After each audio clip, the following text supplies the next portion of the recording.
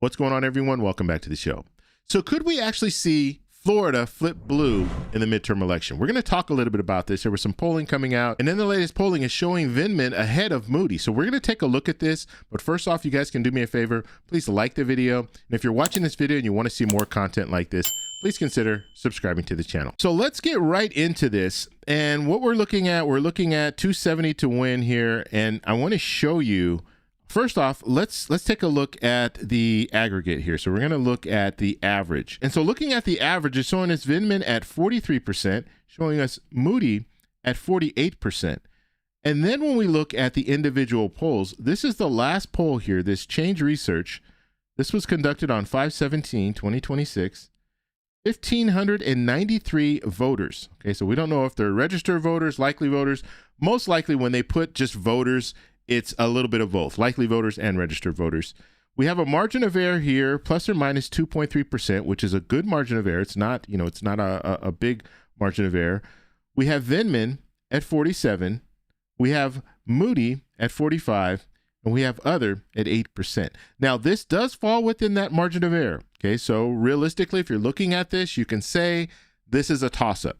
Okay, because of that margin of error, 2.3%. It could mean that Vindman is 2.3% below 47%, and Moody is 2.3% above 45%. So that is the latest poll. Now, let's take a look at some of these other polls here. So we have Cherry Communications.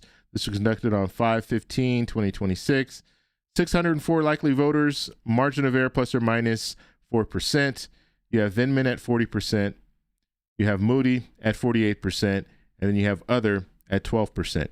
So with this margin of error, plus or minus 4%, if the polling is off, it could show Vindman at as high as 48%.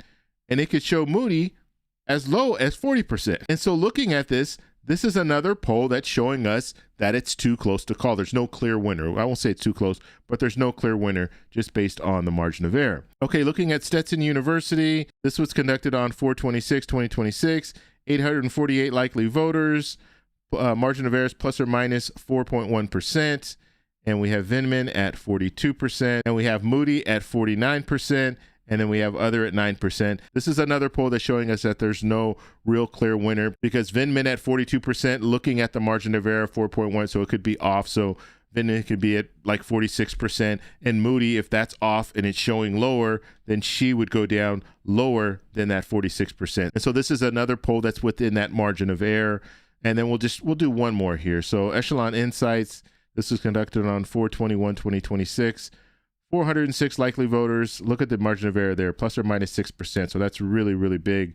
And then when we start looking at the numbers, Vindman is at 43%, and we have Moody at 50%, and then other at 7%. And so this is another poll that's within that margin of error. And so looking at all those polls together, you do see that Moody has the lead in most of the polling. And so what that tells us is that Moody is, when it comes to the polling, she has the momentum, or at least that's the way it looks.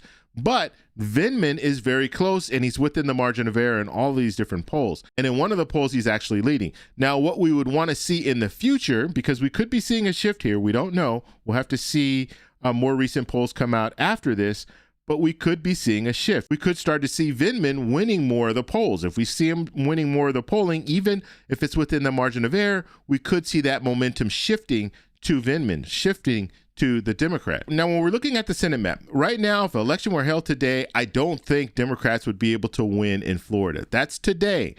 Things could change, right? And we've seen things change over time. We were looking at some of these other states, and Democrats didn't even have a shot. Just looking at Alaska, Democrats didn't have a shot until January, until Peltola decided that she was going to step in the race. Before that, Sullivan was a shoo-in to win.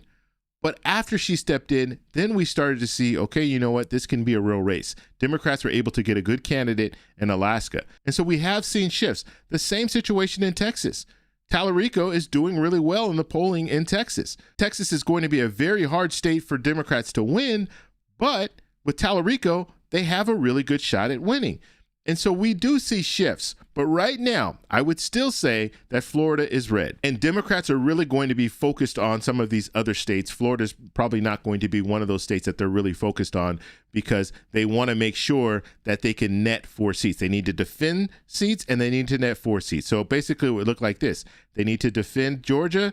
they need to defend Michigan, they need to defend New Hampshire, and then they need to win 4 seats. And so they're going to be focused on North Carolina, Maine, Ohio, Alaska. These are the states that I think they're really going to be focused on. Now, some of these other states, if they start to get closer, if we see it get closer in Florida, if we see it get closer in South Carolina, then they could potentially, Democratic Party could potentially start putting more money into Florida, putting more money into South Carolina, because they see a realistic chance of winning in Florida or winning in South Carolina. Right now, I don't think it's there. But looking at this polling for Vindman, if it continues, then more attention will be put on Florida. So now I want to pass it off to you. What do you think about Florida? Do you think Vindman has a shot to win in Florida?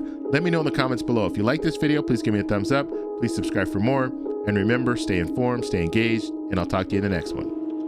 Bye. So that's all we have for this video. Make sure if you guys want to send me an email, you can do that, david@thetecshow.com. Like the video, subscribe for more, and check out these videos over here for some more great content. Talk to you later. Bye.